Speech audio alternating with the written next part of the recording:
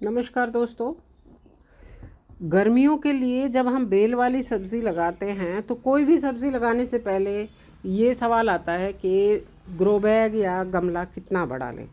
तो गर्मियों में हम ज़्यादातर बेल वाली सब्ज़ियां जो लगाते हैं, करेला, तोरई, लौकी, तो इनके लिए थोड़ा बड़ा ग्रो बैग लेंगे तो ज़्यादा अच्छा रहेगा, ज़्यादा अच्छा रिज़ल्ट मिलेगा। नहीं तो फूल आ जाएंगे तो फल नहीं आएंगे, फल आएंगे तो उनका साइज़ अच्छा नहीं होगा, ग्रोथ कम होगी।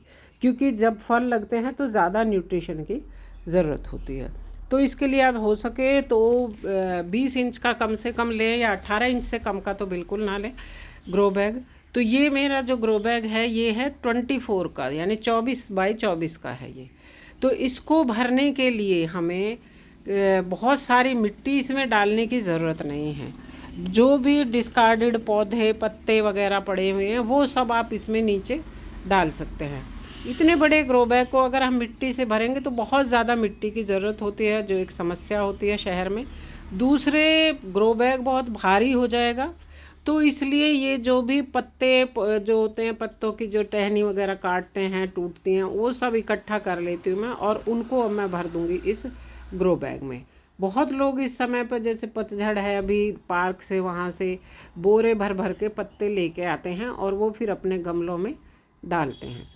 उससे ये बायोडिग्रेडेबल मटेरियल होते हैं। इसके अलावा आप गत्ते वगैरह भी डाल सकते हैं इसमें, जो छोटी छोटी टहनी लकड़ियाँ, वो सब आप इसमें डाल दें, और ये सारा जो है धीरे धीरे पौधे के साथ गल के जो है वो खाद बन जाता है।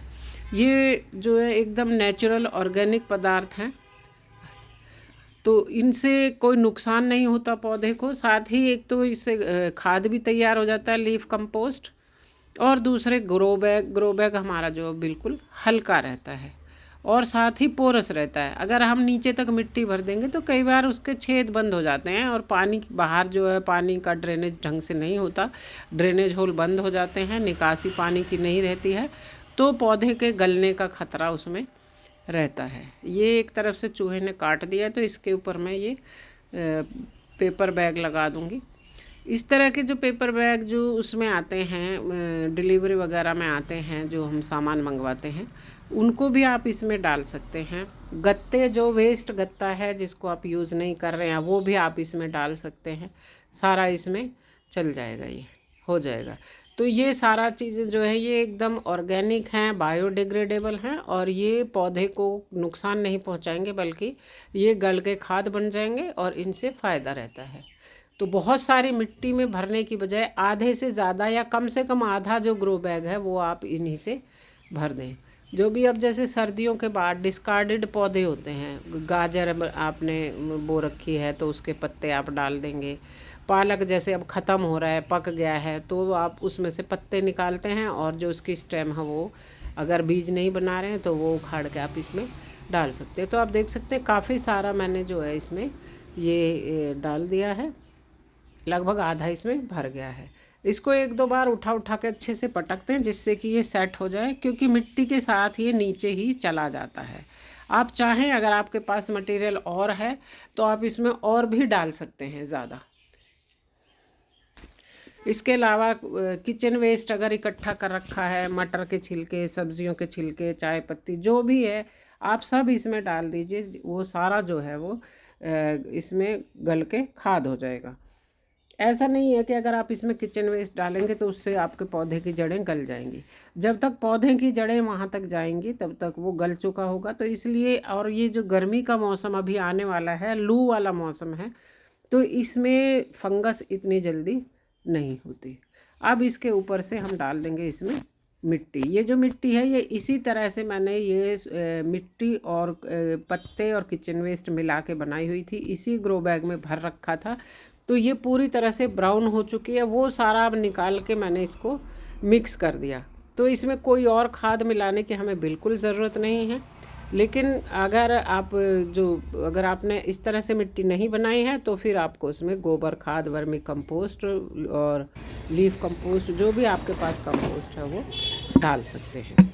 अभी गोबर खाद मिला सकते हैं। गर्मियों में गोबर खाद ज़्यादा नहीं देते, कई बार वो नाइट्रोजन, उसमें रिच नाइट्रोजन होता है और वो पौधों में गर्मी कर देता है। लेकिन इसमें वर्मी कंपोस्ट से ये जो मिट्टी है भरी हुई है, पूरी ब्राउन हो चुकी है, ग्रो बैग भरते समय ये ज़रूर ध्यान रखना है कि साइडों से मिट्टी जो है वो उंगली के सहारा दे के आप अच्छे से उसको भर दें, क्योंकि साइडों में ढलान बन जाता है और जो भी हम पौधे को खाद पानी वगैरह देते हैं वो बाहर निकल जाता है और पौधे को पूरा न्यूट्रिशन नहीं मिलता। इसलिए जब भी आप ग्रो बैग भरें इस चीज़ का ज़रूर ध्यान रखना है कि साइडें थोड़ी ऊंची रहे। इतना बड़ा ग्रो बैग आप मिट्टी से अगर भरते हैं तो वो भारी रहेगा, मूव नहीं कर सकते, एक जगह से दूसरी जगह पर आप बिल्कुल नहीं ले जा सकते। तो इसलिए इनको अच्छे से आप इसी तरह से भर दें। एक तो ये वेस्ट जो है वो भी मैनेज हो जाता है, एक पॉजिटिव तरीके से आप इसका वेस्ट का यूज़ हो जाता है। और पत्तों की जो खाद होती है वो सबसे शुद्ध खाद मानी जाती है, क्योंकि जो पेड़ वगैरह होते हैं इन पर किसी भी तरह के पेस्टिसाइड्स का यूज़ नहीं किया जाता, जो बड़े पेड़ होते हैं। इसलिए ये जो खाद होती है ये सबसे शुद्ध मानी जाती है। तो ये पत्ते जो हैं वो खाद बन जाएंगे, फ्री में हमें लीफ कंपोस्ट मिल जाएगा। और अब बेल वाली सब्ज़ी के लिए ये ग्रो बैग जो है तैयार है। इसको थोड़ा सा हिला हिला के मिट्टी सेट कर देंगे। बाकी की जब हम इसमें बार बार पानी देंगे तो पानी के साथ मिट्टी सेट हो जाएगी और पौधे की जड़ें कई बार ऊपर की तरफ आ जाती हैं, तो इसमें और मिट्टी की ज़रूरत पड़ सकती है, तो बाद में भी हम मिट्टी डाल सकते हैं। फ़िलहाल ये ग्रो बैग इतना भर गया है, इतना बड़ा है, इतना मटेरियल इसमें जा चुका है कि आप इसमें कोई भी बेल वाला पौधा लगाएंगे तो वो बहुत अच्छे से चलेगा और बहुत अच्छी उसमें फ्रूटिंग होगी। तो बड़ा ग्रो बैग भरने के लिए आप पत्ते, कचरा, इवन जो झाड़ू होती है घर में, जो झाड़ू टूट जाती है जिसे हम वेस्ट समझ के फेंक देते हैं, वो भी आप नीचे डाल दें इसमें। इस तरह के जो बारीक लकड़ी है, पत्ते हैं, गत्ते हैं, सब इसमें आप नीचे डाल दें। एक तो आपका वेस्ट अच्छे से मैनेज हो जाएगा, दूसरा वो खाद में बदल जाएगा। इसके बाद इसमें मैंने लगा दिए, ये 2 पौध बना रखी थी करेले की, वो करेला मैंने इसमें लगा दिया है। क्योंकि ग्रो बैग बड़ा है, इसको ज़्यादा स्पेस मिलेगा, तो इसलिए इसमें ज़्यादा अच्छे करेले लगेंगे। अब इसमें दे देंगे, पहली बार इसको भरपूर पानी देना है।